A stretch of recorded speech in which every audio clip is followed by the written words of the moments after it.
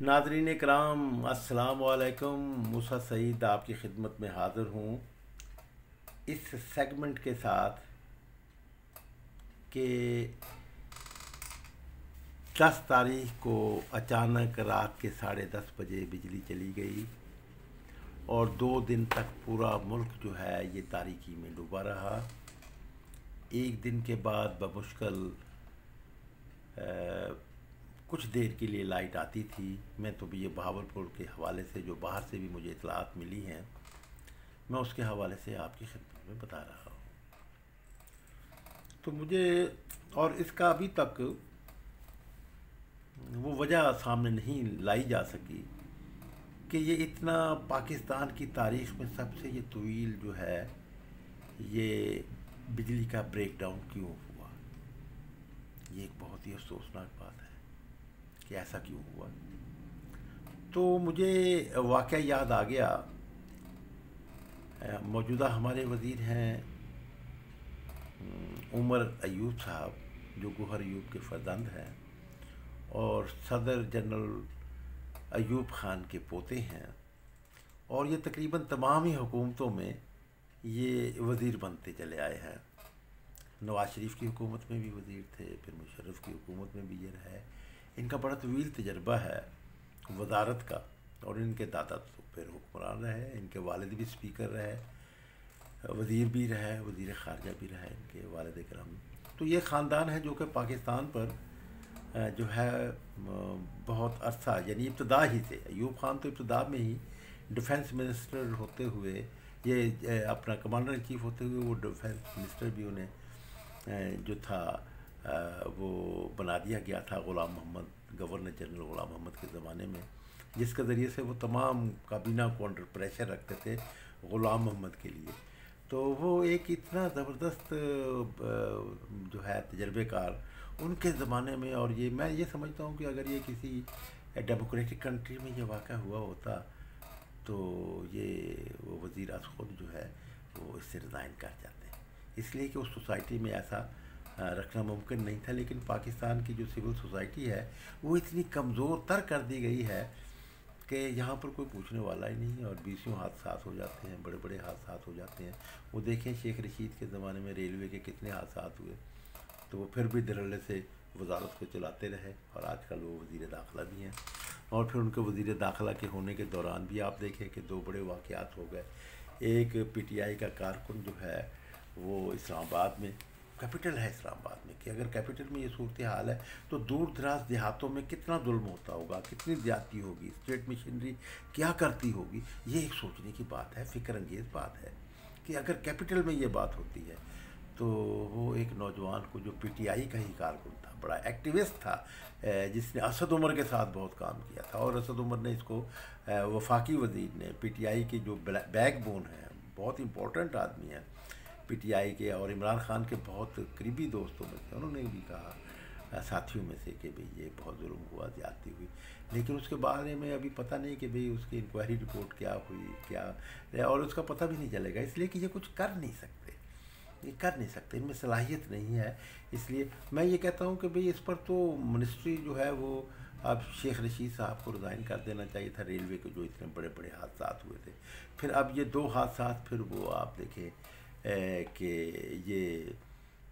جو واقعہ ہوا،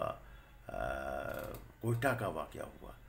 ہزارہ برادری کے ساتھ جو زیادتی ہوئی، کہ اس کے بارے میں بھی وہ ایک بڑے واقعات سامنے آئے۔ تو لیکن میں یہ سمجھتا ہوں کہ ہمارے ہاں احتساب کا پہلو بہت ویک ہے، اور سب کچھ بس ایسے ہی چل رہا ہے۔ تو میں اس میں مجھے جو میں آج بات آپ سے شیئر کرنا چاہتا ہوں وہ میں ان دنوں نوجوان تھا جب یہ مارچ 1965 میں ایوب خان صاحب جو تھے یہ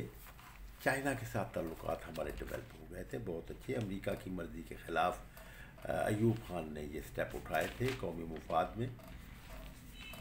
تو اس سٹیپ میں جو تھے وہ 1 ہفتے کے دور پر گئے ایک بڑے ڈیلیگیشن کے ساتھ ایوب خان صاحب جو تھے یہ چین گئے، تو وہاں پر چینیوں نے، جو کہ سوشلزم کے حوالے سے امریکہ سخت خلاف تھا چینیوں کے، تو اور انہیں اقوام متحدہ میں انٹر بھی نہیں ہونے دے رہا تھا، وہ تائیوان میں جو تھا وہ جلا وطن جو تھا، چیانگ کائی شیک کی حکومت اس نے ایک قائم کی ہوئی تھی وہاں پر بھاگ کر، تو اس نے امریکہ نے اسی کو اقوام متحدہ میں رکھا ہوا تھا اور سلامتی کونسل کا باقاعدہ اس کو ممبر بنوایا ہوا تھا، لیکن چین کو روکا ہوا تھا۔ یہ تو پھر چین کو انہوں نے اپنی مجبوری میں آ کر، جب چین ان کی تمام تر پابندیوں کے باوجود ترقی پر ترقی کرتا چلا گیا اور ایٹم بم بھی بنا لیا، اور انڈیا کو بھی وہ 62 کی وار میں 1962 کی وار میں شکست فوج دے دی تھی، تو اس پر پھر ضروری سمجھا کہ بھئی یہ امریکیوں نے، اور پھر یہ بھی پالیسی ان کی اپنی، دیکھیں یہ جو حکومتیں ہوتی ہیں یہ در حقیقت اپر کلاس کی نمائندہ ہوتی ہیں، ان کی ریکوائرمنٹ کے لیے کام کرتے ہیں، تو کیپٹلزم میں اپر کلاس کیپٹلسٹ ہوتی ہے، تو امریکی جو ملٹی نیشنل کمپنیاں تھیں ان کی ریکوائرمنٹ تھی کہ چین کے ساتھ بہتر تعلقات، اس کی منڈی سے فائدہ اٹھایا جائے، ان کی سستی لیبر سے فائدہ اٹھایا جائے، تو اس حوالے سے پھر یہ ایک نیا فیز شروع ہوا۔ ہمارے ہاں جو حکمران ہیں وہ اس شروع کیے ہوئے فیز سے ترقی کو سمجھتے ہیں، جبکہ اس سے پہلے جو ترقی کی اصل بنیادیں ہیں وہ تو سوشلزم اور کمیونزم کے حوالے سے چیئرمین ماؤ زے تونگ نے بہت مضبوط وہ کر دی تھی، جس کی بنیاد پر کہ چینی حکومت اس قابل ہوئی کہ وہ اپنی مرضی اور منشا کے مطابق امریکہ کے ساتھ معاہدہ کر سکے اور امریکہ کے ساتھ تعلقات قائم کر سکے، کولیبوریشن قائم کر سکے، تو اس میں جو تھا وہ کوئی انڈر ہینڈ کولیبوریشن قائم نہیں ہوا تھا، جیسے پاکستان کا امریکہ کے ساتھ انڈر ہینڈ کولیبوریشن قائم ہوا، غلامی کی حد تک جانے کا کولیبوریشن قائم ہوا، یہ اسے کیوں، اور وہ چین کا اس لیے کہ پاکستان کے پاس تو بنیادیں نہیں تھیں، اس لیے وہ انڈر ہینڈ ہمیں جانا پڑا، تو اس کے مقابلے میں چینیوں نے تو اپنی بنیادیں بہت استوار کر لی تھی۔ تو میں اس پیریڈ کی بات کرتا ہوں جب ابھی وہ اقوام متحدہ کا ممبر نہیں تھا، تو 1965 میں جو ہے وہ ایوب خان جو تھے وہ ایک ہفتے کے دورے پر ایک بڑے ڈیلیگیشن کے ساتھ چین گئے تھے، تو اس میں اس دوران انہیں چینیوں نے انہیں وزٹ کروایا ایک انڈر گراؤنڈ ایک بہت بڑے صنعتی یونٹ کا، تو وہ صنعتی یونٹ کو دیکھ کر دھنگ رہ گئے پاکستان کے جو ڈیلیگیشن گئے ہوئے تھے، تو پاکستان کے ایک ڈیلیگیٹ نے ایک سوال کیا، چینی جو منتظم تھا وہاں پر، جو الیکٹرک انجینئر تھے، ان سے سوال کیا کہ جناب اگر یہ جو ہے یہ سب آٹومیٹک دروازے ہیں جو الیکٹرک پر کام کرتے ہیں، کہ اگر یہ بجلی چلی جائے تو پھر تو آپ کے تمام ورکرز اندر بند ہو جائیں گے، پھر آپ کیا کرتے ہوں گے، کہ اگر بجلی چلی جائے تو کیا ہوگی، یہ ایک کویسچن تھا جو کہ ان دنوں میں نے اخبارات میں یہ رپورٹ پڑھی تھی، تو اس پر چینی انجینئر نے بہت حیرانی سے کہا کہ جناب بجلی بھی چلی جاتی ہے، تو آج اتنا عرصہ گزرنے کے بعد پاکستان میں جو ہے وہ دیکھیں کہ عمر ایوب جو کہ صدر جنرل ایوب خان کے پوتے ہیں، اب آپ دیکھیں کہ اس میں 55 سال کے قریب کا عرصہ گزر گیا اور ابھی ہم اس منزل پہ بیٹھے ہوئے ہیں کہ ہمارے ہاں اتنا جو ہے وہ بریک ڈاؤن ہوتا ہے بجلی کا، اور ہم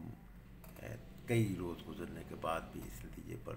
اس بات کو دریافت نہیں کر سکے کہ یہ کیوں بریک ڈاؤن ہوا۔ ناظرین کرام، یہ ہمارے لیے لمحہ فکر ہے کہ ہمیں سوچنا چاہیے کہ ایسا کیوں ہے۔ تو ویسے تو ہونا تو میں تو یہ سمجھتا ہوں کہ اگر جمہوری ملک ہوتا، خود عمر ایوب صاحب کو بھی یہ چاہیے تھا